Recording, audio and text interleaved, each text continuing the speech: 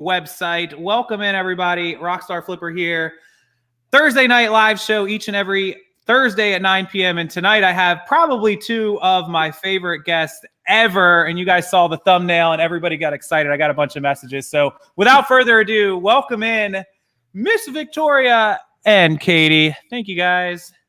Did you just say this is your Thursday show that comes on every Thursday? I think I'm impressed with those details. I think it comes on every Thursday. Sometimes I forget, but yeah. Somebody reminded me. Actually, lady out. Then people freak out because you have it on Friday. Yeah, I've tried to do it just as like a prank, like an April Fool's prank. It didn't work. Somebody showed me last week that somebody actually did the research. In 3 years, I've only missed 2 Thursday live shows. And one, I was live. It was during the hurricane evacuation when I drove to Mississippi and we didn't have internet. And I actually went live, but it wouldn't connect. And the other one was eBay Open. All right. We'll allow it. Impressive. Yeah. Impressive. I couldn't believe it either. I was like, what have I done to myself? So welcome into everybody who's here. Thank you for joining. And these two ladies, if you didn't see the post earlier, 2 of my favorite resellers, 2 of my favorite friends, and probably 2 of the most awesome human beings you'll see here on YouTube. So way to talk us up. Yeah, I know. We're pretty cool. I will send you that PayPal friends and family. Make him pay fees on it. Full disclosure, this is a Vicky and Katie affiliate link. This might result in commission for the shout outs. No, that's you. That's you. Yeah. You are the king of the affiliate links. I'm impressed. Make it pay fees and then cancel it so that he still has to pay the fees. Why are we doing this? Listen, speaking of that, just so everybody has a heads up, I did make that video and it is true. I must have got 800 emails. That's not even an exaggeration. My email box full. PayPal did reinstate that fee. Now, I've been hearing some people say that it won't count when it's like canceled. Have you heard anything about that, or is that just people making? No, I heard that it would count actually, and so I had somebody send me a screenshot of a canceled order, and they did not get the fee back. All right. And that was circa, I want to say over the weekend. So maybe 5 days ago. Over the weekend? Yeah, like 5 days ago. So it wasn't that long ago. September 2019, circa. Yeah. So I actually sat down and recorded a little video with the screenshot and the story, but I forgot to post it. So sorry, I apologize because, a whole bunch of stuff happened with eBay that we're going to talk about here in a minute. So, so I got my ADD. I don't know what you're talking about. The last week has been so quiet. Yeah, it's been like dead crickets around here. My ADD, HD, everything that everyone tells me I have not been diagnosed with got the best of me, and I forgot about the PayPal video. Mm-hmm. So yeah, we've had a lot. We're going to talk about it. We're going to mention a few of them. A couple of our favorites are in the chat. Miss Robin is in the chat. I just saw her. Hi, Robin. Robin, I just saw her, didn't I? Yeah, she's under Ecom. She's Ecom podcast. Yeah, 101 podcast. Yeah, okay, there she is. Yep. And Donatello and Candace. Hi, guys. And Adam is one of my admins. So welcome in, guys. We wanted to talk. I haven't talked to Katie and Vicky. Well, I talk to them all the time, but I haven't talked to them with you guys here on the show in a little bit. So I wanted to bring them on. And we just chatted very, very briefly on their car ride home about kind of prepping for fourth quarter and what we've seen leading up to it. We're going to discuss Devin. Obviously, anybody who's living under a rock, the CEO stepped down. He resigned day before. And so a lot of big news out of eBay. I want you guys in one sentence, one phrase to tell me over the last week, your eBay one phrase, your one reaction. Oh, to just eBay in general? Just in general, just the changes in general. You can make it about Devin or about promo or about whatever you want. One phrase? One phrase, one sentence, one reaction. The sky is falling. Where's that mute button? Katie? I'm not saying I'm saying that. I'm saying that is the general consensus out in the interwebs. And I'll go with that. That's fair. I mean, there's been I wouldn't say there's been a lot of panic. I would say there's a lot of questions. There's been a lot of massive I would hysteria. Say mine is misinformation and lack of communication exacerbates everything. I only understood about half of that sentence, but I'll go with it. But listen, here's something that I want to address. So we're talking about getting ready for fourth quarter. And I just feel, things can get a little crazy when you're trying to get everything listed. You're trying to get as much product in so you can get your stores all filled up, jam packed, so you can make a bunch of money in fourth quarter.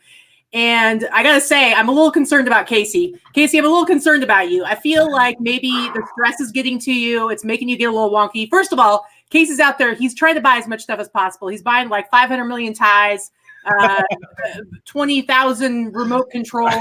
But it's getting a little weird, you guys, because now he's all like, hey, check out all these remote controls I got. I'm like, oh, that's cool. I mean, that makes me feel a little crazy. But then it started getting a little weird. And I'm like, what about the ties? And next thing you know, I'm getting all these pictures of naked Casey and his tie. I'm like, I just want to know, where are your clothes? What's happening? Well, I was preparing to model the ties. Oh, okay. Because I'm just like, I see a lot of nudity here. He has no shirt on. I'm pretty sure. You know the old rule that you shouldn't advertise other items in your pictures when you're trying to sell an item. So I was just going to advertise the tie with nothing else. That was okay. So now you're sending nudes to my girls. Do I need to have a discussion with Caitlin? I don't know. No, she was actively present, asking me why I was sending Kate pictures. Kate was asking why I was sending Katie pictures of me with no shirt on. She says, "You realize who you're sending those to, right?" I said, "Yep, I'm fully aware." She goes, "She probably doesn't want those." I'm like, well, I asked him if he was getting together some content for his adult Patreon channel, which would just be nudes of Casey with his ties. That could be, listen, all those pictures of girls in jeans with their big butts selling the jeans seem to work. So and with all these like YouTube personalities, everybody's like kicking things up a notch. I think you're just trying to find the best way to stand out ahead of the rest of us. Yeah, everyone else says buy better inventory. I say take better pictures. Take your clothes off and sell your stuff. So it's true. I'm a little concerned with myself too. So everyone knows over the last couple months, I mean, you guys can kind of see right there. Wait a minute.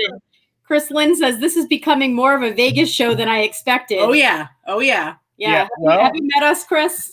who better to have here, right? So we just bought 110 pairs of shoes. They're all in those boxes. And hadn't you like forgotten about your remotes when you went ahead and bought some shoes? I was considering the fact of everything showing up at once. I didn't actually comprehend it. Okay. So I did 2 days later when I looked at the bank account and I was like, uh-oh. So so I bought 110, I think it's 109 pairs of shoes. I paid $8 a piece. So I paid $880-ish. And then I paid $1,600 for 3,000 remotes. I could have had 6,000. I really didn't want to overwhelm myself, God forbid. And so I gave 3,000 to a friend of mine in another state. And then ties, we counted last week, give or take, we have about 2,100 unlisted. Ridiculous. Okay, so obviously to get your store stocked up, you got to spend some capital. Yeah. But then you got to get it working for you as soon as possible. So what's your game plan for getting 3,000 remotes, 120 pairs of shoes, 2,000 ties? What's your plan for getting those listed? I'm going to pay somebody for October. I'm having somebody come, somebody that we've had work for us before. Kay's sister is going to come over for a couple weeks and stay with us. She's familiar with listings. She's done it for me before, off and on. She is going to work 5. So next week will be the 1st. So I think she may come on the 30th. So that would be 5 days, 10 days through the 18th would be 15, 20, and through November 1st, which is a Friday, would be 25 days of listing. Okay. I'm assuming I'm going to go ahead and pay her for as many hours as she wants to work. If she wants to work 6, 8, 10, whatever. So 25 days, if she averages the 8 hours a day, would be 200 hours of work. I'm going to give her $10 an hour. So it's $2,000. And hopefully over the course of 200 hours, if she can list even, with the ties, they're quick, 8 to 10 an hour at least. I mean, they're really quick. The remotes would be too. They are. Yeah. Front, back photos and an up close of the model number. So it's 3 photos really. And then the testing, people ask about testing the remotes. Well, it's really easy. We have a box of batteries. You just pop the batteries in, and people don't know this. You can put your phone in camera selfie mode and point the remote at the camera, and it will show the IF laser, the light. Yeah, if it lights up, it's working. So it's 2 seconds. It's batteries in, point it, hit some buttons, and make sure it lights up. Move on to the next one. So she should be able to do 8 to 10 on average. And so 200 hours times 10 an hour is 2,000 items. And if I can profit $8 to $10 an item, that's $16,000 in profit worth of merchandise. And I'm paying her $2,000. So hopefully the turnover will be right. So in 200 hours, she should be able to list, 1,600 items. We have, 3,000 remotes and a couple thousand ties and a couple hundred shoes. So she'll be able to knock out half of, the remotes on her own. I'm probably going to put her on remotes is what I'm thinking. So you're hoping like beginning of November, having everything listed. Yeah. If me and Kate bang out the other half of the remotes and she bangs out half the remotes, and we should be able to knock these shoes out the rest of this week. We already got 30 pairs of shoes up. So we only got about 70 or 80 more to put up. Well, if you're lucky, some of the remotes you're at least going to have will be multiples. So quantities, that too. Yeah. So even faster. It's not like you need, unless there's some drastic damage to one, it's not like you can't use the same photo for a right. year. Yeah, right. Yeah, right. So we'll our plan, Kate just hit it on the head. Remotes and shoes all done by the end of the month. Mix in as many ties as we can as we go if we get bored of listing one thing. But yeah, I mean, we're planning on this month with 3 of us to knock out 3,000 listings. That sounds crazy. Yeah, but it's crazy. Yeah, and it's Amazon too, which is really fast to list. We'll be splitting the remotes, eBay and Amazon. We just talked about that too before the show. We're gonna do FBM on a lot of them because we want to cross post to eBay. Mm-hmm. So, well, and somebody said in the chat, talk about death piles, but I mean, it's not really, when you're buying large quantities of things to list, like just because you just got a bunch of stuff doesn't make it a death pile. No, it really becomes a death pile if you don't get it listed. You got to get it working for you, especially. Yeah, so that's gonna be one of our accountability, time management accountability. So for the next 3 weeks, I won't be out really sourcing. There's no really reason to do it. I mean, we still have a death pile. We have our own death pile of a couple hundred pieces in our spare room. So we have a lot of inventory. I haven't been on top of it as much as I should have been. I'm guilty of that. And I talk about it a lot. Like, don't let stuff pile up. I'm guilty of it, but I'm going to make sure I turn it into cash for fourth quarter. November 1st is a Friday. Yeah, it is. It is. Halloween. Are you going to have us done on Halloween? No. So, and I meant to mention that. So we actually have, everyone knows Star from Flippin' Hippos, Star and Keith, which I don't know if she's in the chat maybe, but they're coming down the last couple days of October. So we lose a couple days. They'll be here for Halloween night. We're going to Halloween Horror Nights in Orlando. Which is a Thursday night. The night before, we're going to see Stranger Things and the monsters and all that cool stuff. We're going to California. Universal, yeah. So It's awesome. We go every year just about. It's expensive, but it's for what it is. It's relatively, we're sharing a room, like a little 2 thing. So it's cheap. We paid $200 for the whole night, so $100 a couple. And then the tickets were like $80 a piece for a Thursday instead of a Friday, which is great about being a business owner because all the normal people and their kids can't go on Thursday because they have to go to work and school on Friday, and we don't. So we get to go Thursday. It's cheaper and it's less of an audience, less of a crowd. And so, we're going to do it Thursday on Halloween night and go there. So they'll be here, I think, 2 nights before. I think they come on Monday the 28th. So we're going to lose a couple days. Even though they're here, I'm going to show them around town, but I still think I'm going to work, I think. We'll see. But we're going California. The Universal Horror Nights is a little bit more expensive than it is in the East. Yeah, my East Coast accent there. A little more expensive than it is in Florida, but well, we're going for the full day. Are you going? Because where we go, we pay for a ticket. We go at 2 p.m, and then we can do all the stuff. Yeah, we're gonna wake up. We're gonna wake up Thursday morning and ship, and then Orlando's like an hour drive, so I hope we can leave here by 10 a.m. at the latest and get there at 11 and check into the hotel if it's available, and then grab lunch and go to I think the park opens early at like 2 o'clock, 1 or 2 o'clock here. Yeah, we're going to be doing the exact same thing, just going to California. So our drive is about 4.5 hour drive. And we're going with our good friends that live here in Vegas. My best friends that just moved from Rhode Island. Isn't that a boring drive too? The long drive through the desert? It's not bad when you're by yourself. It's boring. When car rides in general are not boring when you have, someone to talk to and whatnot.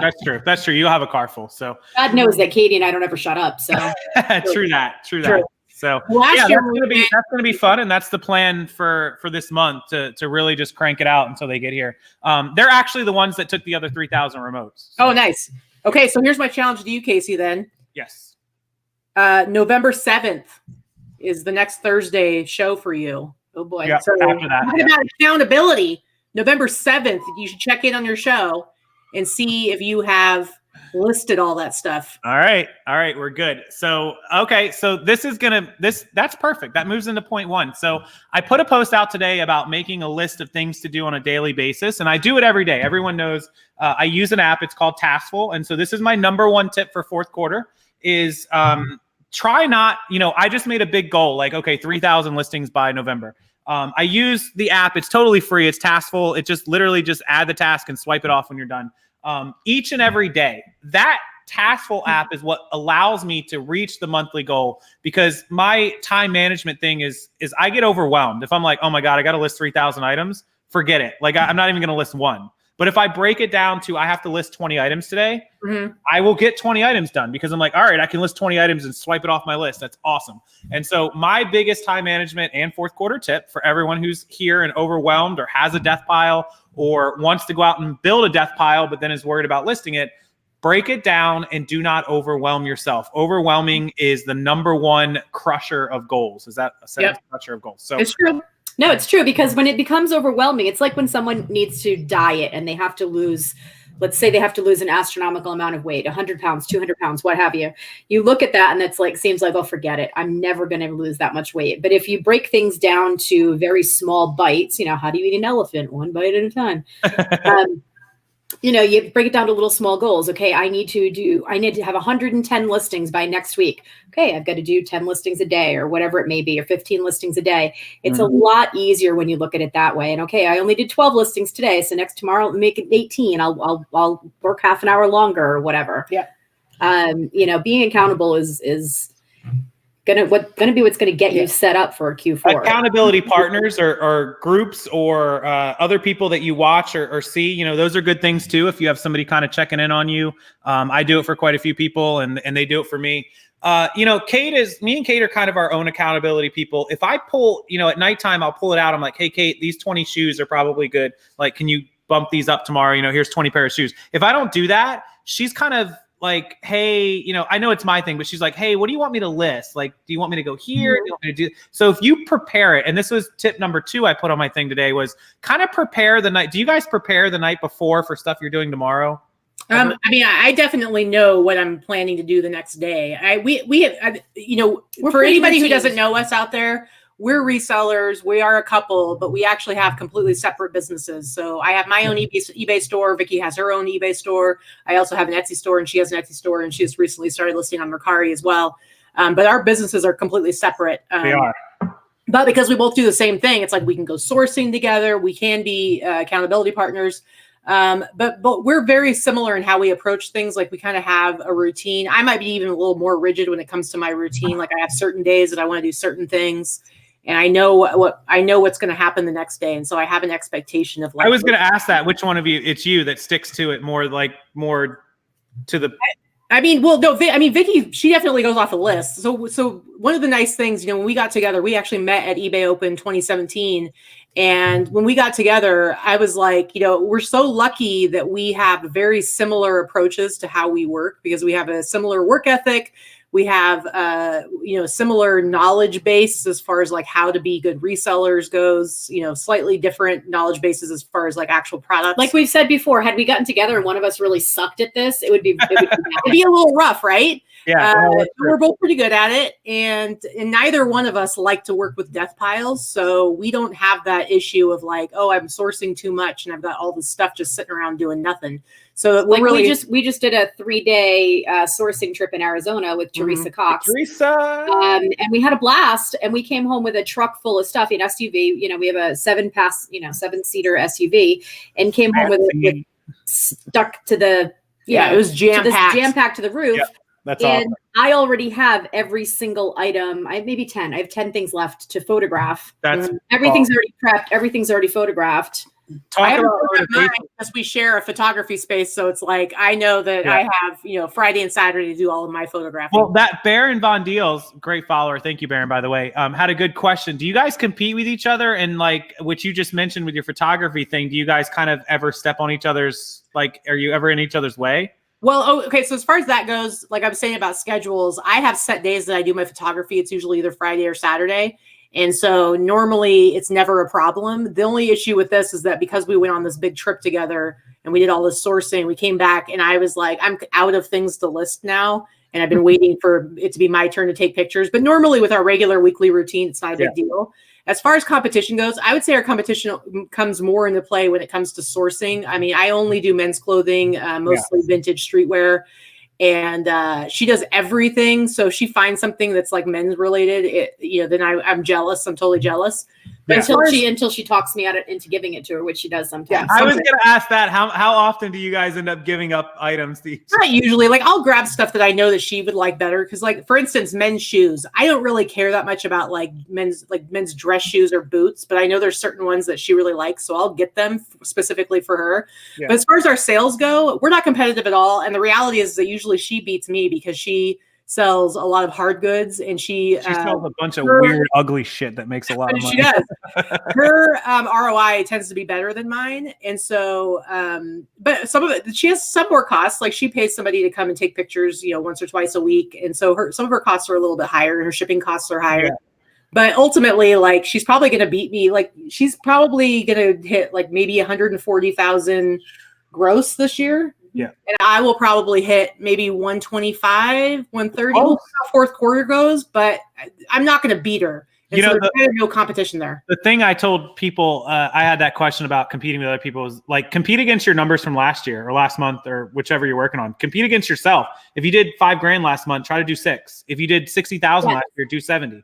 That's how I try to compete with myself. So last year was the first year that I hit 6 figures. Yeah. And by saying I hit 6 figures across all the platforms, it was like $99,985. I was literally I can't remember exactly what it was, but I was off by about $15 or $20. No, but then you remembered that you hadn't accounted for like Etsy or something. It was one of them. Whatever, but she definitely broke through 100,000. I just broke. And this year, this is going to be my biggest increase for sure. So we just had like 6 questions. What's the % of profit? So for me, I operated about a 65% profit margin before overhead. Overhead. So that's her after purchase cost of goods sold. Cost of goods sold, shipping and fees. That's it. Cost of goods, shipping and fees. Yeah, the hard costs. Outside of the other, like the normal, like buying material. Right. Your the storage, store costs, supplies, the stuff you can write off from your mileage, everything else, Right. Yeah. So that's really good. So my clothing and everything that operates like 48%. My electronics are a little less. They're at like 41 or 42%. So 65 is really good. Yeah, she's 65. I'm about 60. Most people, and that's because they're buying stuff. Somebody just asked, Adam actually asked about that, about sourcing the higher dollar items to get the higher ROI and the higher profits. Like, what's some tips that you can give people? He mentioned, I think, because you guys have it, we don't have it here, but Buffalo Trading. So Katie does a lot with Buffalo Exchange, but I will do more when it comes to estate sales. Estate sales and garage sales and yard sales and that kind of thing. Yes, you can get stuff really, really inexpensively, but I pass over a lot of stuff. She doesn't pay up like I do. I don't need to though. I don't pay up quite as much, but I will pay more at an estate sale for something. Like I'll pay $50 for something I know I can sell for, $200 or something like that. Yeah. I paid $150 for a computer a couple weeks ago that I just sold for $1,250 plus $275 shipping, and I sold it in 48 hours. So I had no idea I was going to get that price for it. I did pull that price. So you comped it, but walk me through this. So you walk in and you see this. There was no comping. So here's the thing. I don't comp a lot of things. I'm going to talk differently than what you do to a lot of your subs. I don't comp shit. I make up my own prices on a lot of stuff. I've got to be honest. So like for this was at an estate sale. I saw it in the picture in one of the photos of the estate sale. It was a vintage computer. I could see the name brand, but you look the name brand up and there's been maybe 10 sales in the past 3 years. So it was a very, very obscure old computer from the early 80s. It was pre-Apple and all that stuff, right? But I know that vintage software and vintage computers sell well. I've sold them a lot in the past. I was willing to pay about what I did pay, set number of dollars. I knew this. That was $150 was the cost? $150 was what I wanted to pay. $150. I probably would have gone to about $200. Walked into the estate sale, went directly into the garage where I knew it was.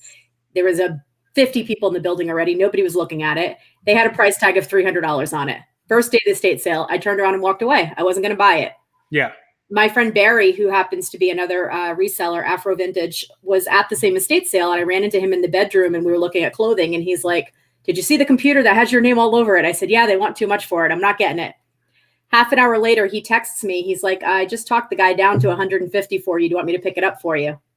Wow. So this is where making relationships with other resellers is important.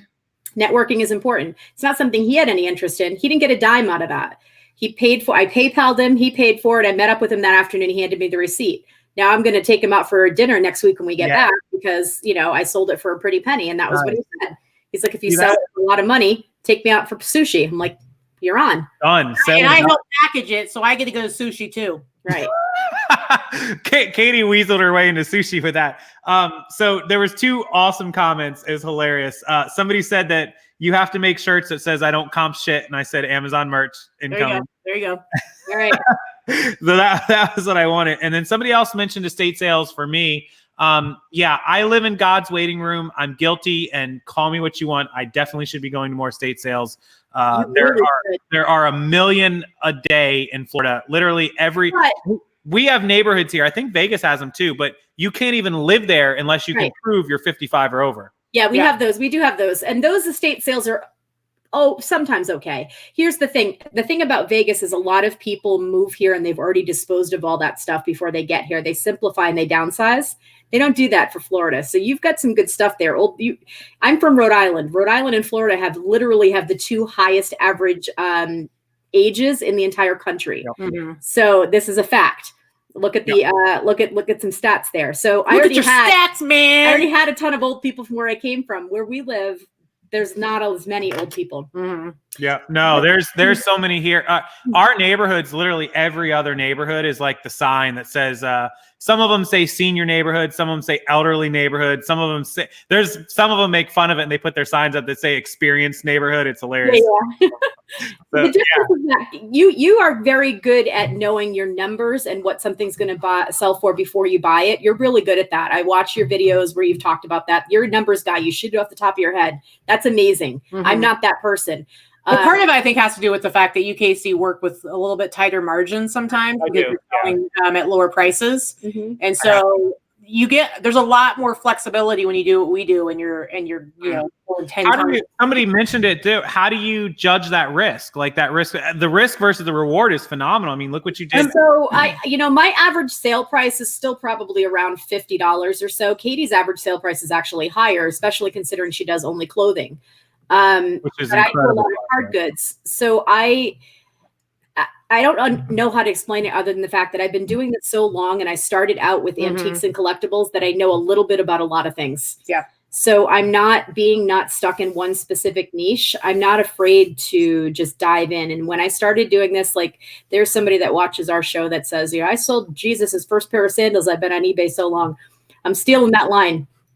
But I've been on eBay so long that, there was no way to comp anything when I first started sourcing. Mm-hmm. You couldn't comp. There were no. That's true. I've been on eBay 10, 11 now. Yeah, 11. This will be 12 years coming up. So even back then, there was no smartphone. My phone was that beep beep Nextel. There was no looking stuff up. Yeah, were you like Vicky and you walked to the post office with no shoes in the snow uphill both ways?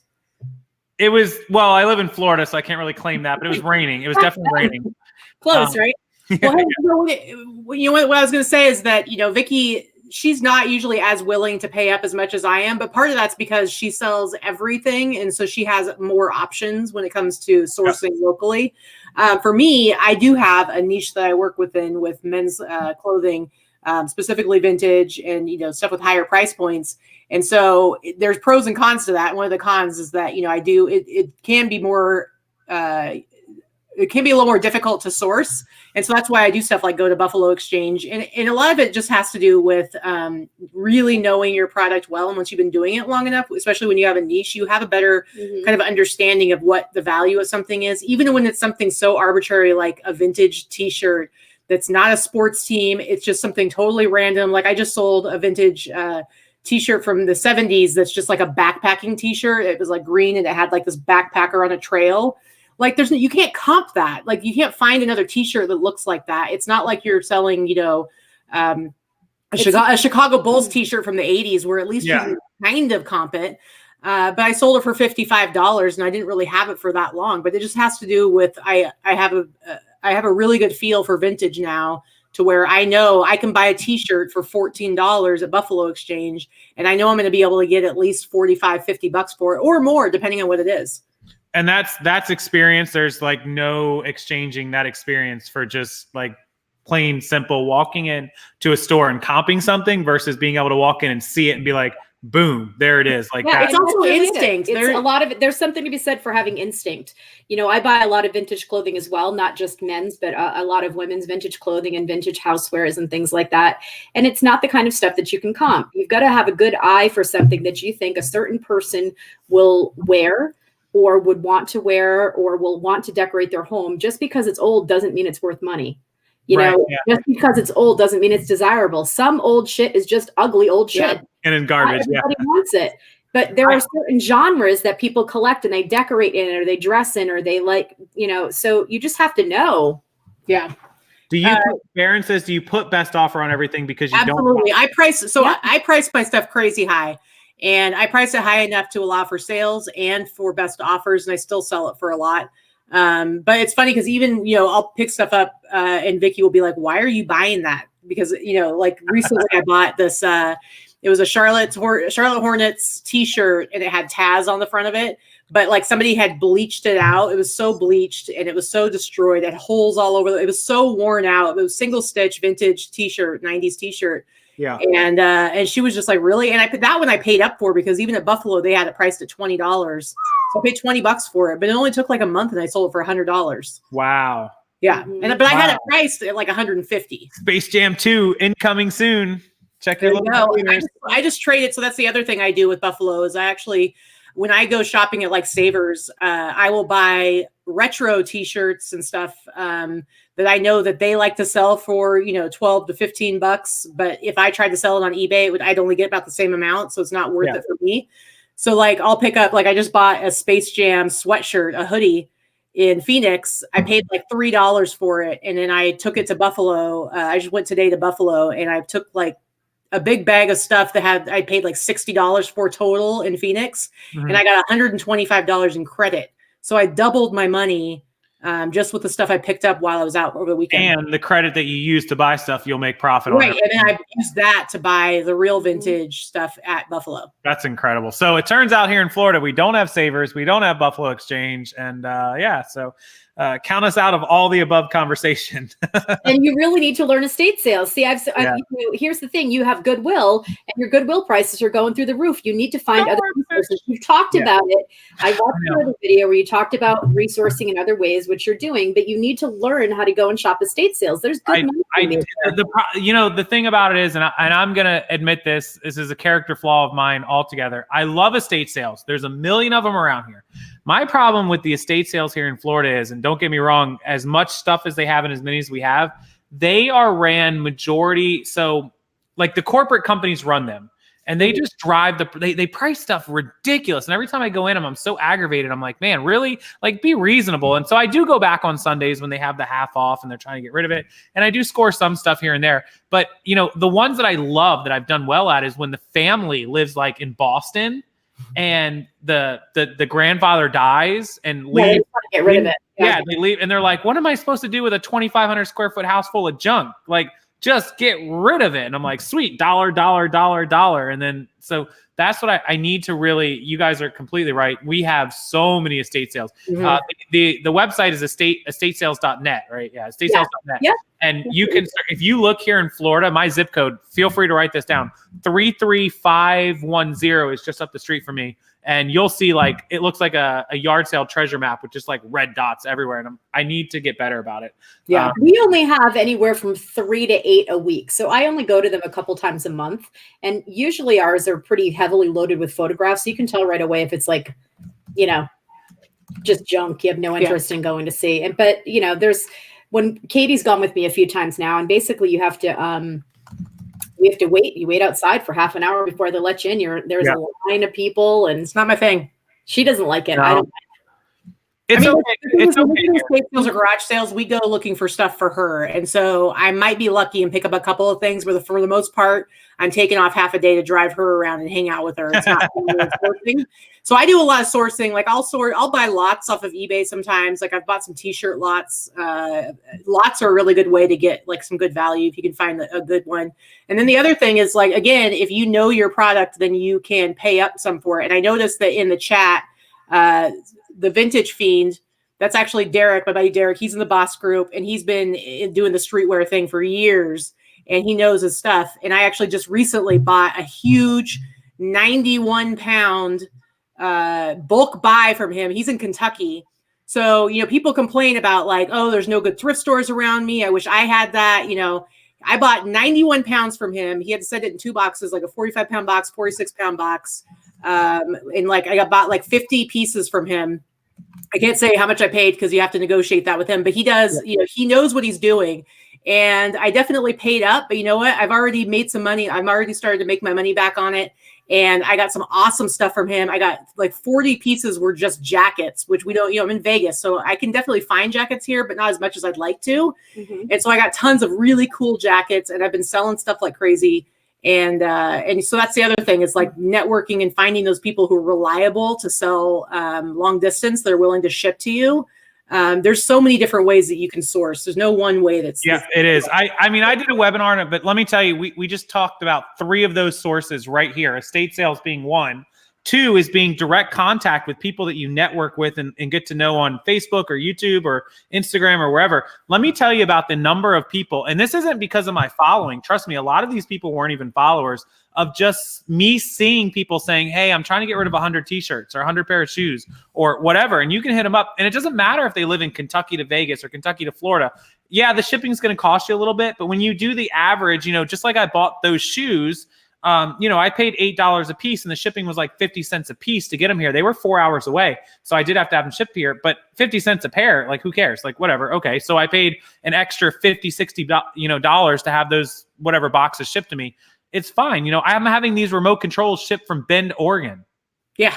Yeah. Holy crap. I mean, that cost me, what do we pay? 3, Fred, maybe in the chat, I don't know, $300 or $400, Star. Somebody help me here. $300 or $400, whatever it was. I paid $300 or $400 to ship it, but I bought 3,000 for my parts. So you're talking about an extra 10 cents. Yeah, for sure. So Derek's in the chat. He's taunting me. He says he's going to send a picture of a jacket that he found at closing time. It's like I follow him. He's in a couple of the streetwear groups I'm in, and he's in the Boss group. So he's always posting. Like every day, he's posting in one of the streetwear groups. And wait, he lives there near a big city? Does he live like near Louisville or? I don't know, but he's in Kentucky. He was actually telling me that they have tons of thrift stores, but they actually have there's a lot more need for thrifted items, and so they actually get shipped in from all over the country by the truckload to all these thrift stores. So he has tons of stuff at his disposal. So he's really looking to do more wholesaling. Wow. But yeah. Wow. Look, see, it doesn't matter what city you're in. It's all plausible to make connections, to buy stuff, a lot of different avenues. Don't just rely on one thing. If your Goodwills are $20 t-shirts, move on to other stuff. You don't have to. He says he's very rural. So I know he has to drive a lot. He drives for hours sometimes to go out and do his sourcing, but he goes almost every day, I think. Wow. So I see there's a couple of things in there, like M. Banner said, was asking a little ways back, and some people answered, do you bring business cards? I do. There's a lot of people that talk about in various groups, they don't talk about what they do. They're like, oh, people ask if you're a reseller, do you tell them the truth? Absolutely. Every freaking time. Every store I'm in, every time I'm at a garage sale, every person I talk to, if somebody asks me, what are you buying this for? Are you buying it for yourself? Mm-hmm. I'll say, no, I'm a reseller. Do you have any more? Do you have anything else? Do you have this? Yeah. Do you have that? 9 out of 10 times, it's going to benefit you to let people know. It works in your favor more times than it works against you. It's never not worked in my favor. Here's the thing. Even if people want too much money at estate sales or garage sales, they want to work with you if you're a reseller. First of all, if you're a reseller and you have a business license, you're not going to pay sales tax at an estate sale. You bring your business business license with you because you're buying it for resale. So there's one pro tip. But the other thing too is if you're at if you're at an estate sale or if you're at a garage sale or you're at something like that, and there's something that you know that you want, but they have a ridiculous price on it that you know they're not going to sell it at, and you're not going to pay for it. I'm very polite about it, but I'll say, here's the thing: I'm a reseller. I'm interested in this item, but I'm interested at X dollars. I'm not trying to insult you. I know that that's not what you're asking for right now, but here's my card. If you don't sell it for the price that you're interested in, please contact me. I'll come back and buy it from you. Yes, that's that's a huge tip that we hit on. That I used to make a lot of ads on OfferUp, Let Go, Facebook, Craigslist, and 90% of the people would be like, "Oh, you're only paying $20. That's all I can pay." All right, listen, I understand. Here's my information. If you don't sell it, just let me know. 50% of every single person that said no would always come back to me. Every one of them. Like I used to advertise in the local newspapers that, those little handouts you get at the grocery store, right? You go to a diner and it's got that stuff. I don't do it here, but I used to do that back home. I used to advertise in those, turn your cash into treasure. Do you have dusty dollars sitting in your attic? It's super corny. Did you type it on your typewriter and send it? No, but I had send it to the nickel ads. It was the nickel ads. Her vintage $1,200 computer that she just bought. She was I did have the little a little crappy graphic and stuff. Yeah, and you're like, it's pretty sad. But I would get a lot of phone calls. I would get a lot of phone calls because I would always advertise right before the holidays. So I would advertise October, November. I would advertise, and then I would advertise again in the spring when everybody's doing a spring clear out and clean out of their house. So I would do it to turn your cash into treasure. Do you need money for the holidays? Do you need money for holiday shopping? Man, she was ahead of her time. So you should do those handwritten signs that are on like the light poles where it's like somebody wrote left-handed in Sharpie, like cash for your ugly house. Yep.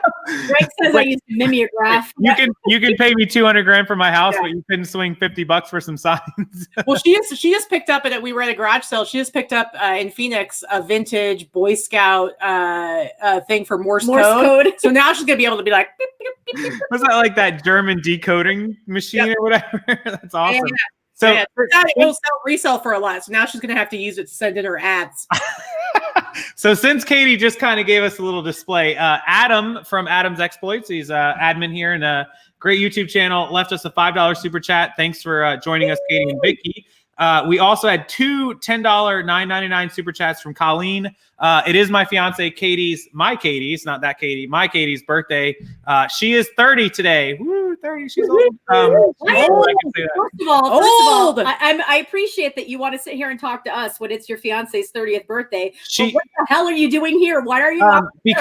Because Thursday nights is every Thursday night. Katie, my fiance, goes to her mom's house to have dinner with her mom. It's like mom and daughter dinner. And since we couldn't really go out for her dinner and birthday and stuff tonight, we figured we'd go out tomorrow. So tonight's just a normal night. So tomorrow night we'll be out. But yeah, so I'll give you a pass. I'll give you a pass. So we plan that. And I bought her a new MacBook. So everyone calm down. It's good. Yeah, super old though, man. It's real old. Calm down. And simmer down. So so $10 from Colleen for that. Kate, have a drink. Kate is watching the show. She hasn't said anything, but happy birthday. My fiance is 30. Welcome to the 30s. Now you know how I feel. And then the other one, I just left the 30s, so have a good time. Katie, you're a baby. Yeah. Don't use that word in the chat. Thanks. Please. You're a baby now. It's time to have a baby. Put a ring on it, Casey. Come on now. She's got a ring. She just doesn't have the other ring to go with it. Get on it. Bill Penny, who we all know just got married. Hey, Bill Penny. Bill, and we all, if you didn't see the video from Vegas, you guys should check out their video, I think, and our video. And anyways, Bill and Dave. Watched the wedding. I watched the live Facebook stream on that. I was crying. I'm a baby. You were crying during the engagement. I have that on video. True. That's true. It's true. I was. So anyways, Bill and Dave are the ones in my vlog. If you didn't see it, or I think you guys had it on your video, they got engaged on Fremont Street. Was that Tuesday night? I think we all went Tuesday night. Yeah. I think Tuesday night during eBay Open. Dave proposed to Bill, which was I knew about it for about a week. It went awesome. It was set. There was like a bunch of us there. There was like 50 of us there. It was awesome. And they just got married about 2 weeks. he like locked that down quick. I mean, he was like, Bill, look. You're like, we're getting married like tomorrow. Yeah, right. Bill was like, or Dave was like, Bill, look, you're just gonna need to do this. All right. Like we've been engaged a year and a half. Yeah, and I've been engaged. Okay, anyways, so Okay, so it'll be 5 years in December. That's bad. Yeah, I know. Don't tell me about it. Okay, anyway, so Bill and Dave just got married a couple weeks ago. We had it on live Facebook. It was awesome. They just left a super chat. Thank you guys. And then also we had a super chat. One other one from Mel and Deb out in California. Melanie and Deb, who are She Sells Seashells. I can't say it. Don't ask me to say it again. Anyways, Resale. yeah. So Deb was in Vegas for eBay Open. She joined us, hung out. She was awesome. Mel was not, unfortunately, so I haven't met Mel. Sad face. Next year. Guess what? We get to hang out with Mel and Deb in California. We're going to Disney and California Adventures, not this Sunday, but the Sunday after. A week from Sunday, we're going to Disney. Sunday, we're going to Disney and California Adventures, and Deb and Mel are going with us. Hey, so maybe somebody will FaceTime me and say hello. I don't know. We'll see. No, we're gonna be busy having fun. Maybe like, woo! Great. I'll get to see the YouTube video. Fantastic. Anyway, so all of those. Thank you guys for the super chats. Let's talk. A bunch of people just asked in the chat the changes with Devin and eBay. Yeah, they're like 45 minutes in. What's up with this clickbait, Casey? That wasn't my fault. Sorry. You guys are sort of interesting with your business, so that's what happened. What do we think? All right, we got to touch on it. What do we think? Devin, CEO of eBay, resigned, steps down 2 days ago, 5 days short of fourth quarter. What are our initial immediate reactions? Let me give you mine. And so I'm very careful about what I say about eBay. Reason number one is I don't want to jump the gun. Reason number two is me and eBay have had our differences in the past. I support them. I don't support them. I support them. I don't support them. Things go back and forth. Here's the thing. Whenever any changes happen on a major platform, we're talking about a $10.5 billion company. We're not talking about rockstarflipperonline.com that nobody cares about. We're talking about ebay.com. Okay. 25-year-old company, $10.5 billion. Whenever anything major happens, changes, whether it's promoted listings, whether it's managed payments, whether it's the CEO steps down, that's a huge ripple. That's a huge boom across, 35 million sellers. Is that what it is? It's something big. So I personally like Candace's idea. She wants to make me CEO and T-Money as my co-captain. Katie's getting left out. I have no interest. Yeah, somebody's had way too many drinks tonight. And it's not me, I promise you. So here's my short story and my long story on Devin. Short story is a lot of people are not happy about a lot of changes, and they feel like a change in ownership / management will be a step in the better direction. Now, we know from Devin's own tweet that he was not on board with the board of directors. So if we rewind 6 months ago, the board of directors who own 4.5% and 4.9%, it's two different companies, Elliott Management, and there was one other one, I can't remember their name.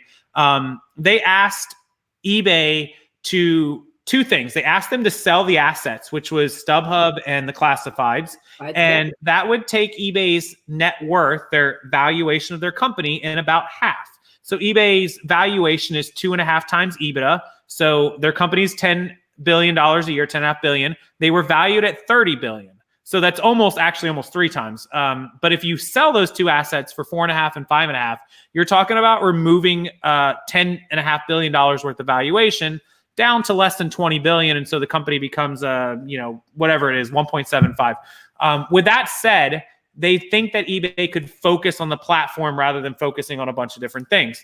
I agree with that. I think that they should get rid of StubHub, and I think they should get rid of classifieds, because honestly, how many of us use the classifieds to begin with?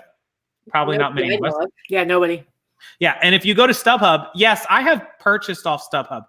Kate took me to the Jimmy Buffett concert for my birthday last year, and we bought the tickets off StubHub, and they were a good price. I think it's a good business, but it's not where eBay falls in the line of their business model. They need to focus on the platform and where they make the money. The company's worth $10.5 billion for a reason. It's been in business for 25 years for a reason. So, spreading yourself too thin can hurt you a little bit. As far as Devin as a leader, I've talked to Devin once in my life. I haven't sat down and asked him about his nieces and nephews and his dogs. I don't know everything inside and out. I can only go off of what I see on the platform and what I see in the news. But some of these changes are good. Some of them are bad. And, no one's perfect. I can't blame him for everything. But the thing is, like, people are unhappy about changes, and I see people saying like, "Oh, good, now we can take away good till canceled and stop managed payments." And it's like, okay, those are two changes that are not going anywhere. Yeah, they're not going anywhere. Devin Gone is not changing anything. And the reality is, I mean, personally, I think the good till canceled change was a good thing in my opinion. I agree with that one. I also think that the managed payments, once they get to the end result, is also going to be a good thing. It just takes time for people to like deal with those changes. And that's not going to get reversed because he left. I do think that over the last year, especially, I do think that there's been some real problems within eBay.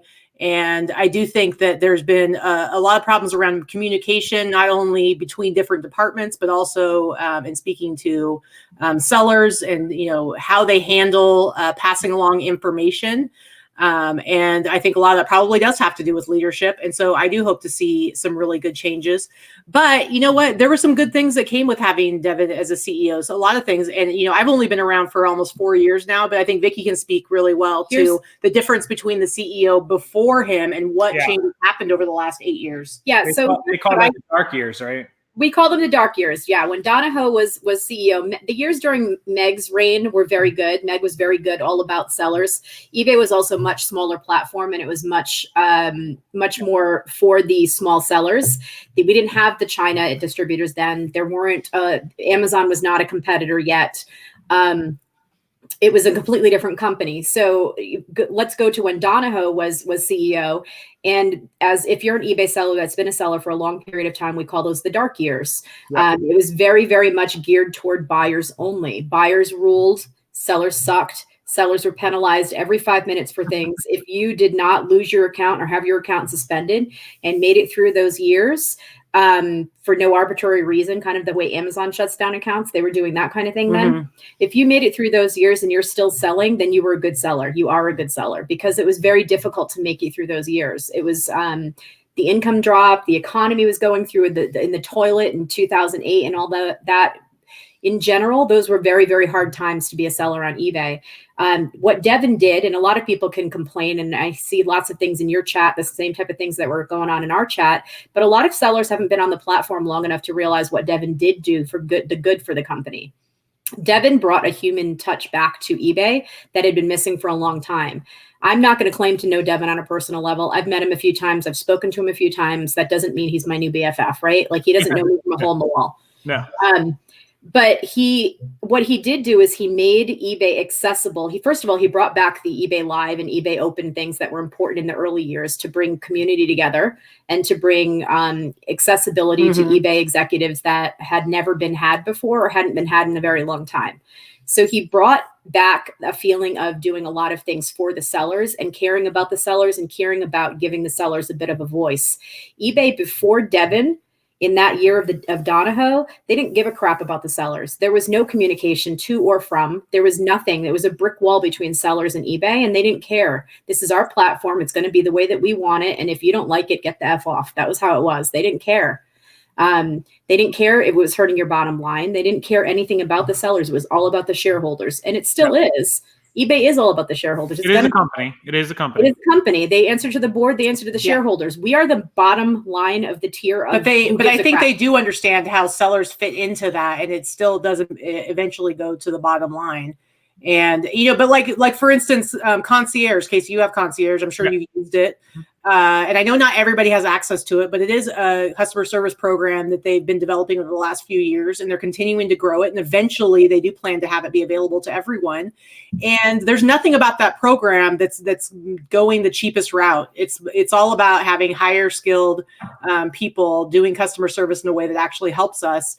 And it is really good. And there's no other platform that's doing anything like that. Yeah. And I do, and somebody said they needed to do more to protect sellers, and I do think that they're trying. Like let's set aside the whole promoted listings fiasco, and wherever that's going to turn out. Although I don't think it's as bad as people are panicking over it.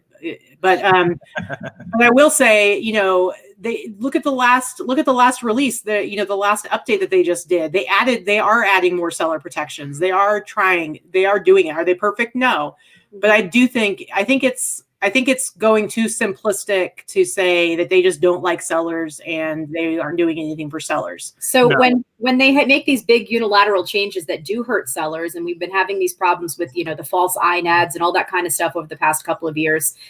So what they did was they made these changes. What they do is they tend to protect buyers first, because buyers, if they don't have buyers, they don't have a platform. So eBay has always been primarily to protect buyers, and that makes sense. So they want to make a better buying experience. They want to keep buyers on the platform and they want to keep them back. So a lot of the things that they do tend to be slanted toward the buyers, and they're always going to be. So you just need to accept that as part of doing business. We are the professionals. Buyers are not professionals. We are professionals. Right. But the buyers are the ones spending the money is the problem. Right. That's exactly right. So and that's the reality. But they did notice, they did it back in Donahoe's years when there were things called DSRs, which killed people. Oh my God. But there were things back then that really hurt. Dear eBay, what's happening? There were things that really hurt sellers. No, legit. Back then, the DSRs and the return, like even if somebody wrote you this is exaggerating, but if somebody wrote you a bad message and said, "Hey, I didn't like your service," you would get a bad DSR. Like it was almost that bad. Right. It was like, "I don't like you. You're ugly. Yeah. You're going to lose your account." And you'd get a metric hit, like boom. It was really hard. So it was definitely slanted toward the buyers, but way too slanted. So it took them a few years, and then they swung the pendulum the other way. And it's just like what they're doing right now with the rollback they did to try and help us a little bit with the item not as described cases. We have a lot more power now than we did a month ago or even 6 months ago. It's never going to be perfect, but they do tend to slide back toward the middle a little bit. You know, they'll go way far toward the buyers, and they're never going to go way far toward just the sellers. But they do tend to swing the pendulum back. It takes a lot of pushback. It takes a lot of complaints, and it takes people like Devin and the people like Bob, who is no longer with the company, but people that worked in conjunction with sellers to get this out to the people that make these changes. Yeah. It takes that communication to make these changes happen. And people like us and people that are in Facebook groups and go to eBay Open and voice our concerns and, listen to the eBay podcasts But I do think we're at a point right now that's been happening over the last year where we talked about this a little bit on our show on Wednesday. I do think we're at the point right now where there's almost like a real vacuum or black hole at eBay when it comes to seller relations with the company. I think, and that's where I'm talking about like the lack of communication and like a lot of the issues that come up. Anytime there's an update, I guarantee you there's going to be one thing that people flip out about, and not without merit. But there's just such a lack of communication and there's nobody there, I feel like right now, who's really taking on sellers and making sure we understand what's happening and why it's happening. And if there is a problem and if what they've done is causing issues, addressing that immediately and talking to us about it. Like we shouldn't have to watch other YouTubers. Like I love Ryan and Allie. And I have no problem with like them, talking to eBay directly and talking to the promoted listings team and then reporting back out to us. But then I'm like, okay, so what about the rest of us? Can you now talk to us directly? We shouldn't have to go to another YouTuber to hear their second. That is so good because a couple weeks ago I was talking to somebody and forgive me if you're in the chat and I forget who I was talking to, but we were talking about the eBay Facebook for Business, the eBay for Business on Facebook page, that they do all these live shows talking about different things, but I feel like they have an audience there. People actually pay attention to that for the most part. And they should put out these major discussions / open, even if it's a webinar or a live discussion or something. Well, when they first did the release and people were confused, rightfully so, because it was confusing, the changes they were making to promoted listings as far as like going down to one listing. It was a gray area. It was very gray. And so they did do a couple of follow-up videos. For their credit, they did a couple of follow-up videos on eBay for Business where they allowed questions and they talked about it, and that was fine. But then the whole thing happened talking about ad blockers and everything. And that was when people went nuts. And I guarantee you that eBay lost a lot of money because all these people were like immediately like, I'm shutting all my promoted listings off. Yep. And so it was a big deal. So it's like, where is that voice coming directly from eBay to talk to us about what's happening? Like I trust that Ryan gave us an accurate account of what he discussed with them privately. but like, he might interpret something different than I do. And I want to hear it straight from them. I want to know exactly what's happening. And I shouldn't have my own private call. It should be there should be somewhere where we can go and know exactly what they are saying so that then we can interpret it and discuss it with each other. When the poop hits the fan, and something goes wrong, like with this whole kerfluffle over last week, and or when eBay was down pretty much all last Saturday, what do we get? We have radio silence. So this is when they should have a public relations team at the bare minimum, reach out to people like you, Casey, like us, like everyone that happens to have, I don't care if your channel has 5 subscribers. They should know who eBay's influencers and who eBay's subscribers, YouTubers or what have you are. They should be able to reach out. If they can't reach out to everyone individually, which is what they really should be doing, they should at least reach out to people that have the ability to get the information out to the masses. A message. Why not release a video? Why not anything? A message through eBay where we get our messages with an embedded video. Mm-hmm. Yeah, I mean, there's a couple choices. So why not put a video on your main page? And this has happened multiple times over like the last, that I can think of over like the last year or two when stuff has come out and people, like with the Good Till canceled and stuff or anytime there's like an issue, like last year with the pictures. I don't know if you remember. Obviously, you remember when the pictures disappeared, but I don't know if you remember how long it took for any sort of address. So first you go through like 2 weeks, 3 days. weeks. Yeah. Well, yeah, but first you go through a couple of days where people start to tell, well, I called customer service and this is what they told me. Well, I called customer service. This is what they told me. Well, I called concierge and this is what they told me. And it's like, there was absolute silence coming directly from eBay. Right. And it's like, even if all they can do is say, hey, listen, guys, we know that there's an issue and we are working on it. But just so you know, it's being worked on, but we don't have an answer for you yet. It's like, that's something. Radio silence is tough. Radio silence is tough. Not to mention when people are called, because people call in and call this what you want, and people will give me hate for this, but you're calling a representative who's making $10 an hour, and they may not know what's going on. They may not. They have a certain script to follow and only certain information, and half of them don't know what they're.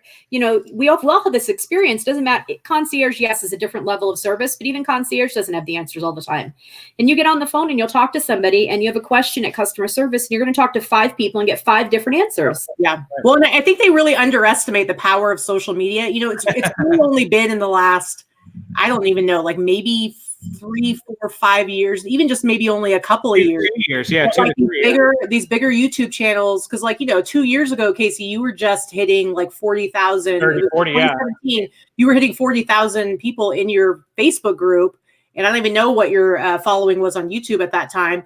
But, a lot of these bigger channels only just came into being within the last couple of years. And so I think we're in a different, on a different playing field now. So when something comes up in the community, it passes around so fast. Oh. And I think they underestimate the power of that. And it's like, if they want to know what people are freaking out about or what people are concerned about, it's not that hard to figure it out. So it shouldn't be that hard. It can be wildfire when something drops. Like it goes, the whole Devin thing, even him resigning as CEO, CNBC, here on the East Coast, I woke up that day at about 8:30.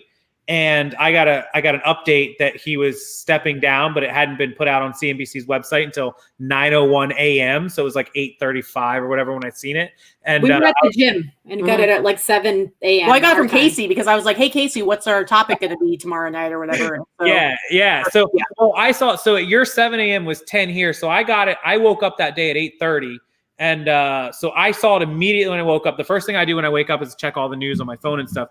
And so it came out on CNBC's website linked at 9:01 a.m. I recorded my video right at 9 a.m. And as I'm recording, I'm updating the news. And so I put it out at like 9:25. It went up on my channel.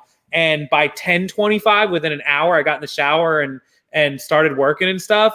It was on like 8 channels across 8 groups across every Instagram. It was like within 30 minutes. It's fast. It's fast. Yeah, and I'm like, eBay needs to recognize, like, hello, like there you go. I will say, as much as I'm kind of hammering down on lack of communication and stuff like that, I will say that there's no other platform that I know of where you're able to at least eventually get answers. You know, because there's no talking to somebody, there's no reaching out to somebody at Amazon. There's no like, go to the Amazon or Etsy, go to the Amazon for Business Facebook page. No, that's not happening. So Amazon's only mode of communication is Welcome to Amazon customer service. Please send us an email. Or like if you need to call PayPal, or if you need to even, Etsy is really difficult. And so, really we've got it pretty good when it comes to eBay as far as like being able to like get help from somebody. Yeah, it can be frustrating, but I still think that they're the best out there as far as like actually being able to get in touch with somebody and get answers eventually. Like I said today, I made a little post on Instagram about I had 3 sales overnight on Etsy last night. And I love Etsy. Etsy's my side chick, but eBay's still my main squeeze, 90% of my business is still on eBay, and I still increase my revenue year after year after year. This is my 21st year on the platform. I'm going into my 13th year as a full-time reseller. I have not had to get a real job for anyone else in more than 12 years. And I can't imagine doing that again. And I come from the banking and finance world. I didn't come from making $10 an hour. And not that there's anything wrong with that. I'm just saying I didn't replace a small income by selling online. No, I just posted that on my Instagram too last night that I've lived in Florida for 15 years and I moved in with my parents. So 14 years without a job. And I'm not qualified to flip burgers. I promise you. Outside of what I do, I probably couldn't. I don't know what I would do. I could go back into banking, I suppose, but everything's changed in 15 years. Like I have no idea what the heck to do anymore. I don't know what I have an associate's in pre-business and just general. I don't even have a full degree. Like, what would I do? Like, mine's nursing. I went back to school for nursing 8 years ago, and I didn't finish my degree. So I have a nursing background and a banking background. What the heck am I going to do with that right now? I have a master's in nonprofit management, so I owe a whole lot of money for a degree I'm not using. I mean, technically, Katie can tell you how to business degree. Katie can tell you how to raise money, but not keep any of it. Yes. Yeah. And I ran 2 nonprofit organizations that I built from the ground up. So I could do that, but I didn't make any money for myself. That was volunteer. I have no idea. I can make money for other people. I don't know how to make it for myself. Yeah, if I didn't do what I did, oh my God. I told my mom, we were at dinner, my mom and dad and me, just the 3 of us. It's been a long time since I've been at dinner with just my mom and dad and me. And I was talking to them. They just looked at me and they're like, it's amazing that you don't go to work every day. And I'm like, oh, I go to work every day. And they're like, what would you do if you had to go to work every day? I'm like, can we move on to dinner? Like, why are you telling me those horror stories? Yeah, I'm 34 years old. Who's going to hire me? McDonald's? I don't think so. Scott, Bearded Picker said, being an entrepreneur ruins you for a regular job. Absolutely. It does. Yeah. You're 30. I'm 44 years old. Okay. Not that that's ancient, but I'm older than you youngins. Yep. I have no idea what I would do to go back to work now. No idea. And I've been in sales my whole life. I can sell anything. I would be back in sales, I'm sure. With your experience and your time put in here, if you couldn't make what you could make equivalent at getting hired for a job, it's never going to happen. You can always make more than you could getting hired at this point. Like, for me, it was a pretty lateral move. Like, because I was, I was running nonprofit companies, so I was making good money, but it's so totally different when you're doing it for yourself. And there's just something about, being able to, loving your job so much that you don't mind where you want to work more days. Like, going on vacation is almost stressful because you want to be working more. I mean, it's weird, but I love it. I've never had a job where I wanted to put more hours in. Adam, I'll send you that PayPal payment any minute now. He's like, look a day over 34. I saw it, day over 34. Yeah. So Katie just hit a perfect point. For those of you that stress about fourth quarter prep, about doing the work and all, think about the alternative. Think about what you could be doing versus working for yourself or putting in the hours. Because that's probably a big thing I hear all the time is a lot of people are like, man, it's so many hours and you do have to put the work in because you do have to put the work in. And I'm about to be the right kind of person. For me, it's like, I love it. I have fun. I'm lucky that I actually like to list. I need the balance. If I go too many days in a row, once in a while we have our friend Laura comes and we end up sourcing, or like going to Phoenix, we end up sourcing multiple days in a row. And for me, it's too much.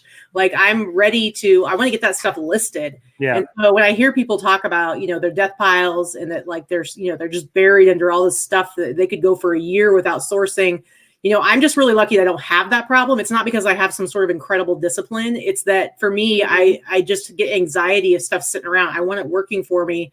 And so I just have the right personality that I'm able to balance all that stuff and it works for me. Not everybody's going to like it. Some people don't like sourcing, and that's why they don't like thrifting. And so that's why they'd rather do retail arbitrage, or they'd rather wholesale and hire a bunch of employees and have them do everything. And all they're doing is making deals.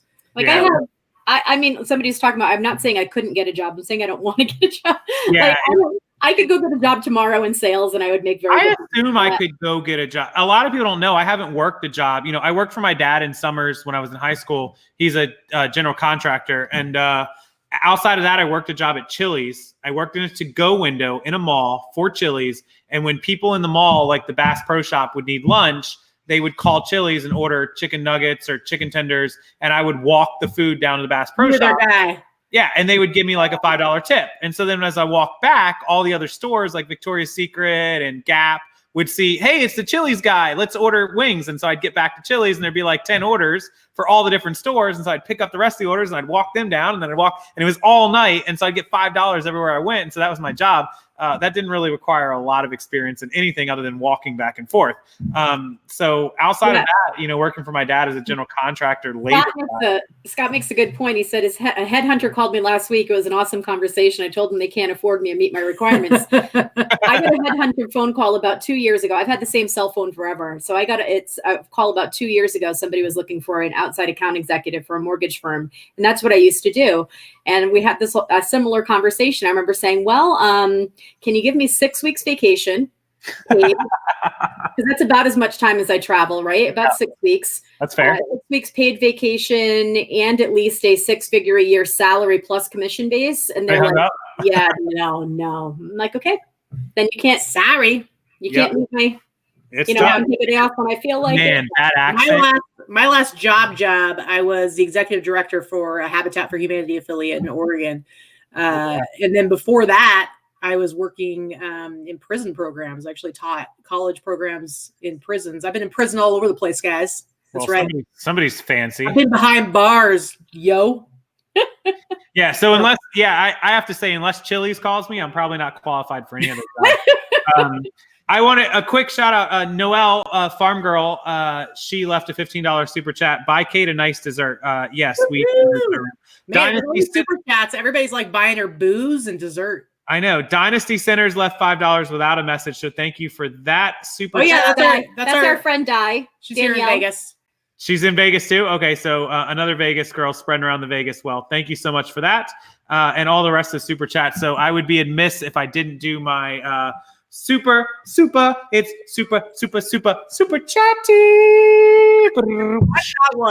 was pathetic. That was terrible. I did a better one in Vegas, but that was. Oh, the one in Vegas was a lap dance. That was a good super chat. That was on point. But thank you guys so much for that. Kate, I will tell Kate about that.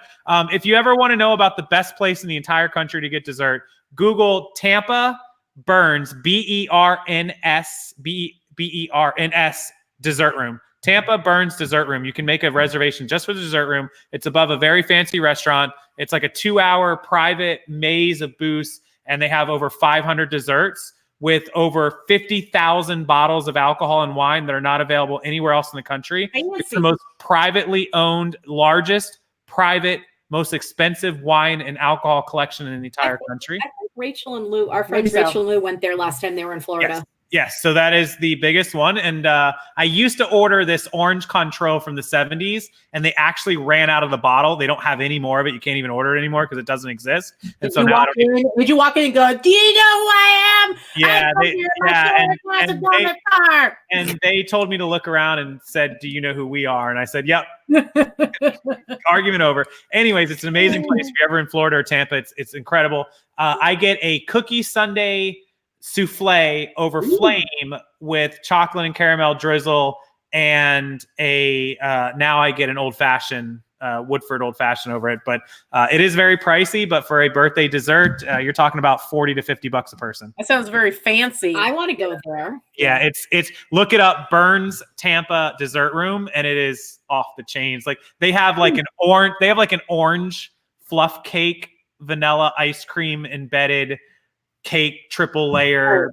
It's 7:15 and we haven't had dinner yet. I haven't even had lunch. You're making me drool on my. See, I just go and get myself. Actually, it's Katie's keyboard. I can keep drooling. Yeah, stop it.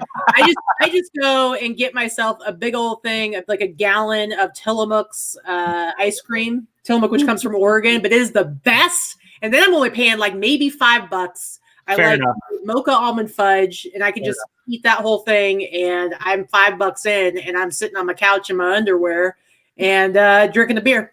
Yeah, turns out your $5 night is probably just as good as my $50, but probably fancy pants. Okay, yeah. Well, you know what? When it's someone's birthday, I gotta swing up a little bit. So Bearded Picker says, coming to Tampa this winter, Casey. Apparently you're treating for dessert. As long as it's just two of us, we're good. If you bring friends, don't bother. There you go. Just in case anyone's wondering, and if anybody can answer this question, please do in chat. There is an $8,000 pour of a wine from South Africa. It's $8,000 for a 2-ounce pour. And I always wanted to know, because it's the only bottle they have, how do you know that they haven't poured that until it was empty and refilled it with something that's not $8,000? And you'd never know the difference because, well, none of us had ever tasted $8,000 pours. And we'd think that whatever we were getting, we'd think that whatever we were getting was $8,000, so they could just keep pouring $8,000 pours. I was just curious how that works, but yeah. So I don't worry, I'll never know. I'll never be in that position to taste an $8,000 2-ounce pour of wine. But no, all I'd be thinking about is everything that I could buy for that. Like, I don't even like to really gamble. I usually stand over her shoulder and watch her lose money. Right, I stood over. I can't do it. The whole week it opened, me and Kate only gambled like $80 the whole week. So that was it. Yeah. I go out for a big night of gambling. It's like $40 and I'm done. Yeah. I put $20 in the machine just so I could get a drink while I was sitting at the bar. Yeah, exactly. Sonia, thank you. I'm not saying I can't spend more. I can. I spend a lot less than I used to, though. For sure. Yep. $1.99 from Sonia. Thank you, Sonia. Appreciate you being here. Birthday coffee. Yes, Kate drinks a lot of coffee at cold coffee. So, okay. So, anyways, what else do we have? We talked about Devin. We talked about fourth quarter and prepping. How do you guys feel about your fourth quarter? About moving up from September to October to November? What do you think? What do you get? I've got more listings in my eBay store, my Etsy stores than I did last year, so I'm happy about that. I'm actually really excited to see what happens with Etsy this year, because last year I was just, when everything happened with pictures and Picture Palooza on glitches that summer. I was actually, I was just as nervous as everybody else. My sales were definitely way down. And so what I ended up doing is I finally decided, after a year of kind of just messing around with Etsy, to really commit to listing on Etsy every single day along with eBay. And so when I list, I do them both simultaneously. And so I was just starting to do that last summer when I went into fourth quarter. So, I made a little bit on Etsy, but nothing crazy. And this year I'm going into it with like 1,300 listings, so right now I'm at the point where I'm bringing in about $2,500 a month gross just on Etsy. So I'm actually super excited to see what happens with Etsy during fourth quarter. Adding those streams of income. Mm-hmm. Yep. And let me tell you, it's even though it's just a fraction of what I make on eBay, it makes a huge difference, because when my sales are kind of down on eBay, or I have a bad day on eBay, and then all of a sudden I'll do $200, $300 on Etsy, it's awesome. So I have been, and I mentioned this to the girls before we came on, I let Amazon really slack off this past year. And so these remotes are going to kind of be my push to push it up. So if you've been kind of putting off one of your other platforms, or cross-posting, or adding a platform, consider it for fourth quarter. I mean, even if you just do a couple $100s in profit, I mean, $300-400, all of a sudden you made an extra $1,000, $1,200, $1,500 over the course of the fourth quarter. You'll appreciate that money. It could pay for Christmas. I mean, I'm going to say, and I'm going to do a little plug here for List Perfectly, but it's just because this has been a game changer for me. So I started adding Etsy, much like Katie. I started adding Etsy in October of last year. So I had only a few hundred listings heading into Q4. And I was still selling at, maybe $1,000 a month on Etsy. Adding that second platform has added 15 to 20,000 to my gross sales this year. And I only have about 1,000 listings there. Etsy is just vintage for me, right? So, about half of what I sell is vintage. So half of it gets cross-posted to Etsy. I started using List Perfectly a couple of months ago in order to cut down the time for me doing my cross-posting to Etsy. But also I added a third platform for me, which is Macari. So I've only been on there for a couple of months. I really only have about 150 listings so far, because I haven't had the time to sit down and actually just cross a bunch of my old stuff over there. But even just being on there a couple of months, I've made, 6 or 7 sales. It's not even a couple months. I've been on there for like a month. So I made like 6 or 7 sales, couple $100. And Etsy, my listings are being cross-posted so much faster. I was paying my assistant to cross-post listings to Etsy. I'm no longer paying her to do that. So I saved about $200 a month in paying for cross-posting. plus added a second platform. And it's not that I cut her hours before you think I cut her hours and fired her or anything. I'm having her add an extra day taking photos and doing listing and drafts for me instead, which is making better use of my money, I think, to get more stuff done. So for me, adding that, and I've been resistant to add another platform for a long time. I've been just eBay and only eBay for a really long time. So it's been 11 months now. And in 11 months, I've added a second and now a third platform. Next year for me, we'll see what Mercari does. And if that does as well for me as Etsy does, and I feel like I've mastered that, then maybe I'll add a fourth. Well, here's what I would say as a little Q4 tip for you guys. If with the Good Till canceled, if you have listings that are a lot older, which I did, a few weeks ago, I was like, man, I still have some listings that are like a year old. It's not good, which I've always done Good Till canceled.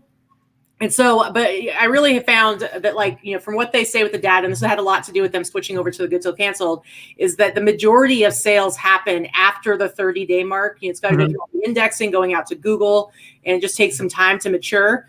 And basically between about 30 all the way up to about 90 days, that's when all the sales are supposedly going to happen. And then after you hit 90 days, it starts to stale and your stuff gets depressed and it gets pushed down further and further in the search. Gets depressed. Yeah. And suppressed. She said depressed. I definitely. You get depressed, your sales get suppressed. So if you go into the listings tab in Seller Hub and you sort by date listed, and you sort it so it's your oldest listings first, and you start going in every single day, even if you can't list every day, starting now, go in every single day, and depending on how many listings you have, end 10, end 100, and then do bulk. Sell similar, and you don't even have to make any changes. Just do bulk sell similar, throw them back up there, and get yourself down. Like right now, I'm down to my oldest is about 3.5 months old. I want to get down to 3 months, and it's right now. We're at the end of September, so towards the end of October, all my stuff that I've done that with over the last couple of weeks is going to be coming into that sweet spot right during the fourth quarter, where it's going to be over 30 days old, and it's going to be getting great visibility, hopefully, and I'll be selling like crazy. Yeah, and my sales are up almost 50% over last year. Wow. And I'm up 20% over last month. You're talking about last October, September, October, you were at like 7? Yeah. Ish. And now adding 50%, another 3,500 over 10. So yeah, that's really good. I mean, it's phenomenal to see some of these increases. If you put the work in, it'll happen. And that's all I've done. It's not like I've suddenly found like the magic mushroom that I'm selling, 100 times over at a 100% profit. I'm selling the same type of stuff I've always sold. Yep. I am a little choosier. I do tend to pick things that I don't really sell much for less than $30. If I sell something for less than $30, it's because I'm either trying to blow it out or I paid pennies for it or it was free. Maybe it was something I had. But I think a lot of it has to do with both of us used to go by the whole idea that list it and forget it. You list it and you don't need to worry about it. That's why we did the Good Till canceled. It doesn't matter. Stuff will sell a year later. But you really changed that. I don't know how long ago that you started really working on ending you did it way before me. Last April. So I think you doing that 9 months, of just buckling down and doing your listing every day. Which is true. So I started doing that, ending all my old stuff. And again, because I have 2,500 items in my store. So I started doing that last April. So April of 2018. Yeah, 2018. I was doing a couple hundred. Oh, a year and a half. Okay. I was ending a couple hundred a month. I will tell you, my sales have been on fire since October of last year. Yeah, it never slowed down for her, you guys. I never had a spring. So there's your big tip. We've been doing slowdown. Yeah, we've been doing it lately too, and we see an increase in too. So make sure you're ending and refreshing and keeping stuff active. I mean, do you like pick a day? Is it like once a week or is it like every day or? When I think about it. But for a while there, she was doing it like every single day, just about. And I really use, eBay gives you tools to use for a reason. I'm a firm believer in that. I not to get into the whole, well, that's awesome. She's up over 200% over. That's like, you need like a clap for that one. That's awesome. Brandy's doing amazing. I've seen her story. Yeah. So, for me, that means I'm going to use the promoted listings, and I'm not going to get into a debate of whether they work or not. They work for me so far until they don't, right? Yeah. So I'm going to use promoted listings. I'm going to use the sale features. I'm going to use offers to buyers. I'm going to use all of the tools that have been given to me because I price my stuff really high with a really good margin. And I'm going to do everything that I can to get my stuff sold. Yeah. But I'm not going to race to the bottom. That's the one thing I'm not going to do that we talk about. And And she doesn't have to. Here's the thing, guys. Vicky does all thrifted one-off items. She does not do retail arbitrage. She does not do multiple quantity listings. She doesn't do wholesale, none of that stuff. It's all one-off thrifted items. And I don't know, have you had a single month in 2019 where you were under 10,000 gross? No. And that was through the summer. And that's with 65%. 65%. Yeah. Barron says, do you think it's more from you having more listings or better margins? I have the exact same number of listings right now that I had last year. I was trying like hell last year to get up to 3,000. Colleen and I have had this little battle. Colleen's going to hit it. I can't get over 2,600 listings because every time I do, and I just can't. I sell too much, and it's actually I really don't sell that much. It's, to be honest with you, it's the numbers are not that high. I just don't seem to get as many listings done each week as I probably should if I want. She sent me her 60-day numbers the other day. I was like, whoa! I think it was. She's killing it. She's killing it. This is someone that we did a store review for. I mean, she was already doing really well at that time. To be fair, she was. So, Colleen has been killing it forever. I don't know about higher priced items. I don't know how to answer that question. I can answer for you. Really I can answer for you. Her numbers are a little bit higher as far as like the overall number of listings. Like average sale. I really think it comes down to what she did last April in 2018, where she started ending old listings, and now like what your oldest ones are 5-6 months old. They're from they're probably a little bit right now. They're a little old. They're a little old, so she probably needs to fix that. But I really think. Do you think her average sale price has gone up? No, not really. Over last year? No, I think my average sale price was low 40s last year, and now it's probably around 50. So it's gone up a little. Right. The majority, I think, is doing the sell similar and refreshing all of those listings and the promoted listings. Honestly, for her, I think that's the case. But it's it just goes to show you that yes, people talk about can you do it all with thrifting, or they'll talk about like with me, I do all clothing, and they're saying the clothing market is oversaturated, and I don't think that's necessarily untrue. I do think that clothing is oversaturated. Standard clothing market. But I don't sell regular clothing. I don't sell average clothing. And she doesn't sell your average items. So, every time she posts something on there, I'm like, what? I got to like open it up and read it because I'm like, what in the hell is that? And I don't post to brag. I try to do a post a day on my Instagram account of like something I've sold and what I paid for and why it sold. And that's more to teach people or show people the variety of things. Look, I'm on there. I'm on there with my notepad and my little flip book, and I'm like, what did she sell? Like, write it down. I'm not. Let me tell you guys, just to do a cheap plug of our own show. Every Sunday we do a show called Sunday Live Haul. It's on Sundays at 2 p.m. Pacific time, 5 p.m. Casey's time. We do that show every week, and we break it up into 3 sections. The first section, we do our real numbers. So we do our weekly numbers. We each show our numbers. You get to see Vicky beat me every week, just about. But we do a real breakdown of our numbers. We show what we grossed. We show what we paid for shipping. We show what we paid for fees. We show kind of an estimate of our cost of goods. And we show all that so we can show what our real numbers are, whether they're good, great, or they're terrible. We show them. And then we do the next segment that we do our sales highlights. So all the good stuff that we sold, we're not showing you, the $20 t-shirt I sold, but we show all the cool stuff that we sold. And we talk about why we bought it or why we think it sold for as much as it did. And then we do our haul where we show the highlights of everything we picked up over the week. So I think it's a really good way to learn. Yeah, so their channel is below. I did put it in the description box, right? Adam's been linking it the whole time. And haul videos are a lot of fun, right? I love everybody's haul videos. I like to watch them. I think they're cool. I like watching, things on Instagram when people lay out their hauls and the stuff that they found. One thing that we try to do maybe a little bit differently, and I know there's a couple of people do this, so we're not the only ones. We're not reinventing the wheel, but we try to talk about why we bought what we bought. We try to we don't talk about, hey, I got this, I got this, I got this. This is why I picked this up. This is what I paid for it. This is why I think it's going to sell. This is why you should look for it. This is what makes it desirable. Not just, we're trying to teach, not just. Well, and that's something I value. That's probably my biggest value. When I see something crazy that Vicky sold, which is, sorry, Kate, it's always Vicky's crazy shit. Oh, yeah. And I'm like, why did she, like, what? I'm just selling t-shirts and jackets. No, I look at her stuff and I'm like, why did she buy that? Like, what in the hell was she thinking? And so I look at it and then I'll go through solds and I'll Google it. And I'm like, now it makes sense. Like I get, like, some of that is some of the stuff that I value the most, because I've always been the person that's like, okay, I get it. You bought it for 5, you sold it for 50, but why? Why did it sell for 50? Why did you buy it? What made you think about it? Because it doesn't help me because I'm probably not going to find that computer. But if I see something similar, I want to know what made you buy it. So if I spot it, I can be like, that's why she bought it. Yeah. Well, and a lot of it also has to do with the fact that like we have confidence in our items and in our pricing.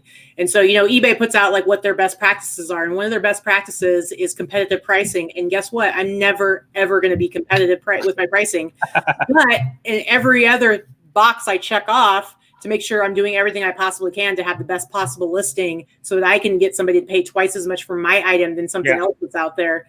You can totally do that. But, we show our real numbers at the beginning of every show because we kind of feel like if we're going to sit here and act like we know something and we're passing on some sort of knowledge, we don't try to pretend like we're the experts in it. But we are showing like, hey, look, at the very least, like we're getting the sales, like it's working for us. So we must know something. We have some kind of credibility, I would say. Yeah, because anybody can start a YouTube channel and just start telling things. And Casey, you don't do the same thing, but you very often do share your real numbers. Yeah, I try to share. So like on mine, obviously like my smaller store with like the ties and things, it's only a couple $1,000 store. Most people know my Amazon. I don't make it a point to publicize it, but it's very easy to find. Everyone knows where I live and everything. Again, the Amazon is something that I make a good chunk of money on, but it's no secret. It's video games and electronics. It's not clothing and shoes and all this stuff. But I understand that a lot of my audience is clothing and shoes and things like that. So, I do try to push people to Amazon and I'm like, look, this is what I do. Our Amazon account can do 4,000 or 5,000, whatever it is, 6,000 on some good months. And to just make a point of what you said earlier, last Christmas, we did 13,000 gross at 40% on Amazon. And we're doing less than half that amount probably this Christmas. So I have been really lazy on Amazon. Shame on me. So expanding to other platforms and Vicky going to Amazon, please do it. There's so much money to be made on there. Maybe next year. But yeah, maybe next year. I really let it go. I went from every month doing 8,000 to 10,000, making 40, 50% to 13,000 during Christmas to this year. This month is probably going to close at 4,600. And maybe at Christmas, if I do a really good Christmas, I'll do 6,000. That's half of what I did the last Christmas. That's kind of saddening. But I do spend a lot of time helping everybody. So I guess if I didn't do that, I would. You only have so many hours in the day. I mean, we all have the same 24 hours, by the way. So just keep that in mind. Yeah, it's so many limited hours. I can't get enough done. That's the reason why I can't add another platform. I don't have any more damn time, and I don't do half of what you do in our group. I think Katie takes up a lot of your time. Yeah, Katie takes up all your time. That's all. Yeah, exactly. We do the bare minimum when it comes to even our YouTube channel and we have our set shows that we do. We should do more, but honestly, like we're really focused on our actual work because that's our number one source of income for each of us. And as far as the YouTube goes, it's really more about, like I've said before in the show, I come from a nonprofit background. There's a reason why I went into that work in the first place. And it's because I need something bigger than myself to focus on. I can't just be about working a job to make money for myself. And so for me, that's kind of like what our YouTube channel is. And that's what, the Boss Facebook group is that we run with Teresa. That's really about, that's where I'm able to kind of like scratch that itch and, is by helping other people. It gives you, I don't want to call it a distraction, but that's what it is. It gives you an outside avenue, an outside purpose that goes outside of just, I worked my whole life to make money to pay rent and buy the clothes to wear. And that's why I think I started YouTube. If you look at my oldest videos, please, dear God, no one sort my channel by oldest videes. But if you do, you'll see that. I remember your old video. I remember I remember seeing some of your videos way back in the day, back in the what's that group that that Margaret runs, the Margaret from Texas. That group. Texas Gal Treasures. But that group. Gal Treasures. Yeah.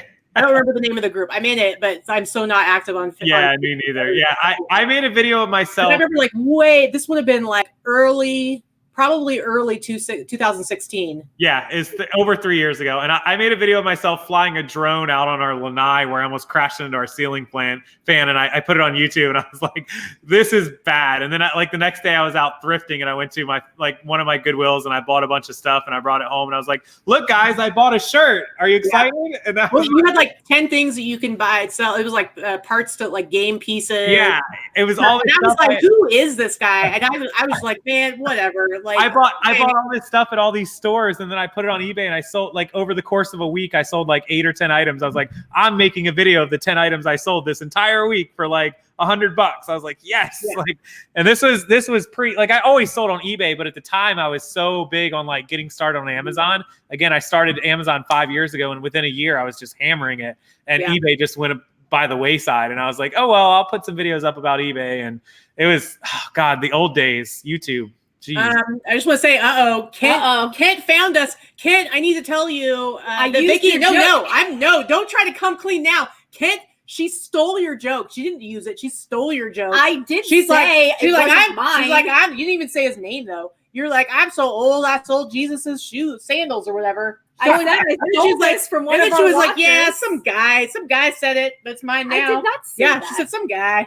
You can go back and watch it. I'm sold. I sold Vicky's shoes. Oh, Hey-o. Hold on, I gotta write home about that. there'll be a video about that coming later. Anyways, yeah. So the different platforms, I always warn people, don't mess up during fourth quarter. But if you want to expand, man, hit me up. Go for it. Hit up Katie and Vicky. If you don't know Etsy, they'll help you with Etsy, I'm sure. Their group is awesome. There's quite a few Etsy sellers in the Boss group. Hit Vicky, because I probably won't remember to answer. This is why I get all the messages, because Katie doesn't answer the emails or messages. And she's like, what are you doing? I'm like, I've got like 17 messages to respond to. That's awesome. Somebody wanted to know if Vicky's ever sold beepers. I think that was a reference to her age. Yep, I got that memo too. No, I mean, you can look, their Boss group. Adam has been linking their YouTube channel. It's down in the description box below. They talk about this. They have 3 set shows a week. They have two set shows a week, and one on Wednesday at 11 o'clock Pacific. You guys on Sunday at 2 o'clock Pacific, and then we do about once a month. We do our Friday. No Pants Friday. Okay, so they have 2 weekly sets and 1 monthly set. So yeah, the No Pants Friday is one of my favorites. And then you guys can watch the Sunday shows. The link is below. Just subscribe to them. Check it out. I'm always late watching stuff. I'm terrible about watching stuff live, but I watch a lot of replays because my schedule is just the most jacked up. I'm terrible at watching stuff live. We say all the time, we have so many friends that do this, like you, and we watch maybe 30% of the content that our friends put out. That's fair. Yeah, that's fair. We can't watch while we work. Like, I watch TV while I work, but it has to be something I can kind of zone out. If I watch any of the resellers on YouTube while I'm working, I won't get any work done. So I want to watch the screen. I want to read the chat. Like, I can't do that when I'm trying to work. That's the tough part if you want to read something. If I can just listen. I watched a few of Scott's videos. It's never live. I watch your videos sometimes live. It's when you have time. Ryan and Allie, I love their stuff. It's just my schedule's so jacked up to watch stuff live. I watch everything replayed. But I can see really early on you had Karen Lavender Clothesline commented in the chat. I've been watching her a lot lately. Yeah, she and I sell the same stuff. Her business model is exactly like. I've been following her on Instagram, and her and I go back and forth on Instagram. She's right. Awesome. I've been following her on Instagram since before she started YouTube, and her YouTube blew up, and she's awesome. But I got to remember to. I should have her on a chat. She's awesome. So we sell the same stuff, and I've seen some of her craziness. The same type of profit margins. So I tend to follow her because she's the person that most closely resembles my business model.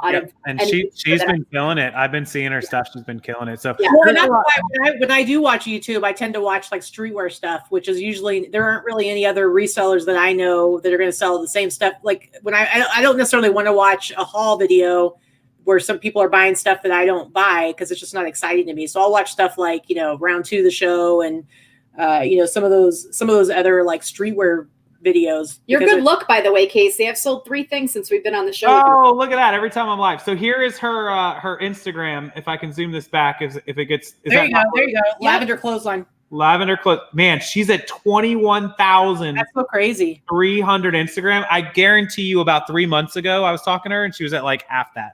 So Lavender Clothesline on Instagram. It's all one word. You can also find her on YouTube now. She's a sweetheart too. She messages me. She sells some great stuff, and I need to have her on. Channel. She ended up with she had 10,000 subs in under 30 days. Wow, I didn't even know it was that fast. I know we've been a year and a half. We don't even have 10. Did she really hit it that fast? Wow. I knew she's at 13.2 with only 31 videos. It's crazy. I really want us to hit 10,000 by the end of the year. I don't think it's going to happen, but I can still Yes, it is. Yes, it is. Still dream. What are you at right now? What's your like 7 something? 79, 78? 77, maybe 7,600. Hold on, I let me think they were look. at 7,620 or something earlier. Let me see if I can find it. Let's see what they're at. 76.6, 7,660. Yeah, so I think like a bunch of that. I think we got probably a good 40 of them just from this show. All right, well, so this is what we're going to do. Everyone watching, there's 350 people in here. There's got to be at least 100 of you that are not subscribed. Go subscribe. The link is below. Not all. Hit the button, follow them, watch them. If you can't watch every video, that's great. Check in, watch them recorded. If you can't catch them live like we do, but just make sure you subscribe to the channel because it really helps them and it really helps the channel. The more likes, interactions, subscriptions, the more people the videos will reach and the more people that they can help. And they're really doing it and putting out good videos. You know, they do.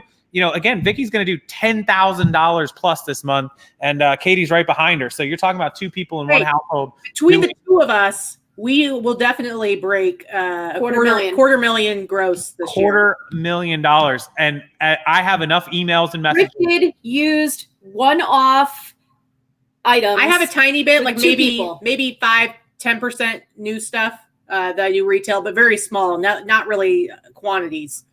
Yeah, but yeah, mostly thrifting. Mostly one-offs. So anybody who tells you can't do one-offs is listen, you can. And they're living proof. So please check out some videos. Go click the channel, subscribe, go watch a few of the most recent videos, watch some of the older ones if you want to see them. Sort their videos by oldest first. You'll get a good laugh. Go back to those ones. For sure. That's for sure. And most of our videos are long. I don't do as many. I'm the one that's the tech person here. So it's hard for me to like take the time to actually edit videos together and upload them. It's the beauty of the whole live format is that you just sit down and talk for a while and then you're done. It's up. Yeah, it's up. We do have longer videos, but I'd say like the Sunday live haul is probably our best. And again, like the first part of it, you're going to see our real numbers. Then you get to see our sales highlights. And the last part is our haul. And I think it's the most popular show. Yeah, that is most of those ones get more. It's truth time. It's hard to build subs with all live videos. It's true. And again, but we've already said, this is as much time as we're willing to put into it. So because Vicky will be like looking at other people's channels and be like, oh, look at how fast they're growing or look what they're doing. And sometimes we'll get tips of like, oh, things that we should be doing differently. But some of the stuff, it's like, we just don't have the time for it. And honestly, like, I know that if we did a lot more shorter videos, pre-recorded videos, like I know people love those. It's just, it takes time. And it's funny because I don't, Casey, you know this, it's like, even editing together a really super simple video, if you go out and do some sourcing, if all you're doing is trimming the ends and putting it together, even that ends up taking a couple hours because you got to upload it. Yep. Then you got to put it on. Yeah, I don't even know who I talked to yesterday about it, but they asked me about just a simple video with like a couple clips, and I was like, look, if we are out filming and even if we're going about our day and we're filming an extra 20 or 30 minutes, and then you get home and you edit the clips and it's 20 or 30 minutes, and then you spend 20 or 30 minutes exporting it, and then 20 or 30 minutes uploading it, and then 10, 15 minutes creating a thumbnail and a title and a description. You're at 2 hours. On eBay, not YouTube. And and so it's like, so honestly, yes, we probably could grow a lot faster if I put more time into that, but it's hard to do. It's hard to make myself do it. It's hard. And then it starts to feel like a chore, and it's like, I don't want it to be a chore. So yeah. And we like interacting. Yeah. It's, as Sandy says, we have more fun when you're live and can interact with the chat. That's true. Love. And honestly, anytime we try to do a show for under an hour, our people in the chat start yelling at us. No. By the way, she is one of my biggest supporters, Sandy, every year, eBay Open. What a doll, what a darling. And she lives out there out with you guys too. Yeah, she was just here. She was just here at our house for Tuesday night for the meetup. For a meetup. She's awesome. She is absolute sweetheart. I love her. So yeah, I mean, go watch the old videos though. Go watch the old videos. You guys will love it. Don't watch my old videos though, please don't. Old videos, but yeah, there's their Adam just linked their Facebook group, the Boss Group too, as well in the chat. So thank you, Adam, for that. Go join that group. Go subscribe to the channel. Check out their videos. Let's get them to 10,000. I'm gonna go on like a mad crazy dash. In case anyone didn't know and you're on my email list, I accidentally deleted. I may not have told. I messaged Katie that night, I think. Right. You didn't tell you haven't told anybody. I think you did message her. I mentioned it in a thing, but basically, long story short, I had 10,000 subscribers on an email list, everybody that gave me their email, and about 8,500 were subscribed and 1,500 were unsubscribed. And the program I use doesn't get rid of the unsubscribed, but it continues to charge me for them. So I was like, oh, I need to delete the unsubscribed because I'm being charged for this. So for people that aren't getting my emails, no big deal. So I clicked 1,500, I sorted it, I checked all, and the button said to delete all that I sorted, which was the 1,500 that I sorted, right? So I'm like, okay, I'm delete that. But I didn't know there was a button under it that said delete visible. I don't even know what delete visible means, okay? So I just So I clicked delete all, and all of a sudden it said deleting one of 10,300. And after I proceeded to have a stroke, a heart attack, and an aneurysm all at one time, I quickly on my feet I grabbed another tab. I opened my active. It still had like 6,000 open. I clicked it and I hit export to CVS or CSV file. And so I was able to save 6,300 out of my 8,300. And then you started drinking, and then you started taking naked pictures. Yeah. And then it was at that point, just got out of control. I sat and stared at my computer for about 15 solid minutes. And it took everything I had not to throw it across the room. And I was like, you have got to be like, there was words that went into my vocabulary that are not even in the English language. And then, so anyways, if you weren't on my email list or you were, and you're not anymore, rockstarflipperonline.com. This is what I got from Sandy. Wasn't it Sandy the MC? Yeah, that's what I thought. Oh, look at that. A little taco. She knows Taco Tuesdays. Taco Tuesdays. I can see that. People were making fun of me. Whoop, whoop. So anyways, yeah, he then combed his hair out. Oh my God. Kent's got jokes all day. All right. That is funny. Yeah, he brings some entertainment to our chat all the time. He brings entertainment to my comment section that doesn't go over so well all the time. I happen to think he's hysterical. He walks the line. I'll give him that. Look, I'm not saying I ignore about 2 or 3 comments a week that he makes. I'm not saying he's not funny with some of his comments, but I have to pretend like he's not funny to save face for the rest of the group. Right. Sometimes on a Sunday, you'll see me laugh, and it's either going to be him or Allison that said something inappropriate, and I'm like, I don't know who's worse, Kent or Allison, when it comes to there's a few of them that are out there. I feel like they do it just to keep us on our toes, but I understand. Here we go. Kent, shut up, Kent. Shout out, Kent. And then look at the response you get when you shout him out. So, that's why I'm like, don't tell Kent that Allison's worse than him, because now he's going to feel like he's got a challenge. The competition. True. Yeah. Good luck. Anyway, oh my God, we've been on this long. Kate's already messaging me that she's on her way home. Good Lord. Okay, so we were. You know why it's so fun and so awesome? Because the time goes by so fast. Because it's just amazing. We've been on an hour and 47 minutes. That's why. We're just hanging out. Good golly, hanging out with our friends, having a good time. We are. And you know what? A lot of you may or may not know this, but we talk a lot behind the scenes, and we have good conversations, business, personal, everything. And it's pretty much this easy when we talk behind the scenes too. So. Well, Vicky writes a lot of letters through typewriter. I get those. Anybody that's seen Lost on that old time computer, I get those old messages in single line things. So, yeah, no, they are. It was awesome, and look, we appreciate. We had at one point we had 450 people in the chat. So then we drove about 100 of those away. At least. Yeah, we did. We scared them. Do like Devin and head out, Kent says. What the heck was this video even about? I have no idea, Candace. There was a whole lot of nothing. Yeah. Well, we talked about a lot. We talked about prepping. We talked about Devin. We talked about other platforms. We talked about sales. We talked about everything.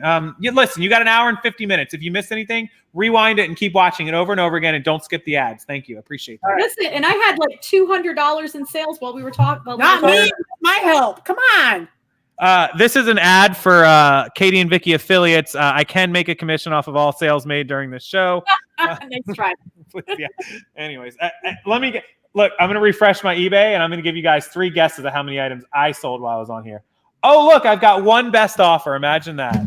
I did sell something. I sold a vintage Royal Caribbean t-shirt. Well, hold on a second. It's got to focus. A vintage Royal Caribbean t-shirt. I sold it for $27.99, but I sold it to Canada, so they paid for shipping.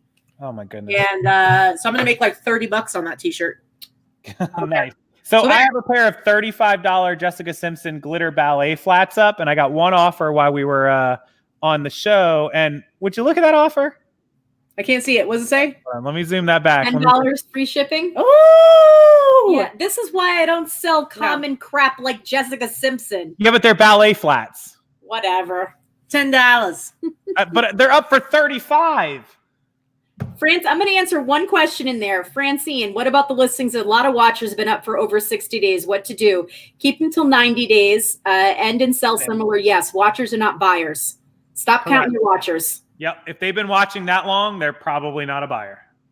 For sure. So agreed. Okay, I'm gonna head out. I'm gonna have to help Kate with the dogs pretty soon.